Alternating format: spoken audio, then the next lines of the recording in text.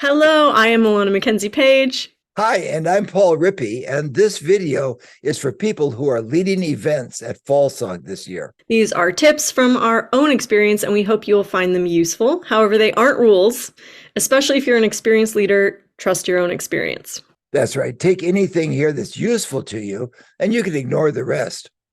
So, first of all, please plan your event in detail. Some people just wing it and improvise, and sometimes that works, kind of.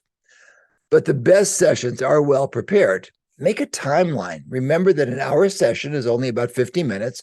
An hour and a half is about 75 minutes. So be realistic about the time you have. Think of contingency plans too. What will you do if very few people come? Or if very many, there's so many that you can't, not everybody has a chance to participate. Absolutely right. You should have a purpose for the session and announce it.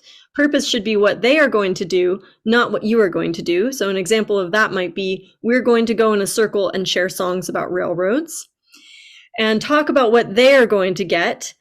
Don't say, I'm going to tell you about 2 easy ways to sing harmony, but instead you are going to learn about 2 easy ways to sing harmony. It's a small difference, makes the workshop be about them instead of you. You probably have been assigned a session assistant, unless you said you didn't want one.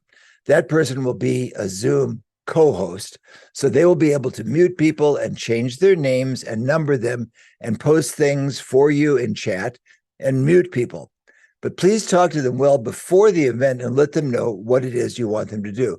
Some session leaders like to do all of that themselves, and that's fine. It's up to you. If you can, please come to the session early and spend time greeting people by name as they arrive. Don't get bogged down by conversations, even with old friends. Make everyone feel welcome, and one of the best ways to do that is to address people by their names, and you can ask where they're from and why they came and so on. But in parallel with the last point, you need to be willing and able to cut people off politely. Some ways to do that, you could say, thanks, Biddy. We have to move on now because there are lots of people waiting to sing. Or you could say, thank you, George and Mary. Would you please continue that in a private chat? We have to move on. Or, Florence, rather than tell us about your trip to North Carolina, would you write a song about it and sing it tomorrow night in the virtual song circle? Zoom will have turned off original sound for everyone, so when they came into the room. So please turn it on for yourself if you are going to play an instrument or sing loudly, same thing, and remind everyone else to turn it on for themselves as well. If you hear someone whose original sound is off or might be off, their sound is bouncing around, let them know right away before they get really deep into their song and have them check their original sound. It's better to interrupt them than to have Zoom filter out the instrument their entire performance. Very good point. Thanks, Alana.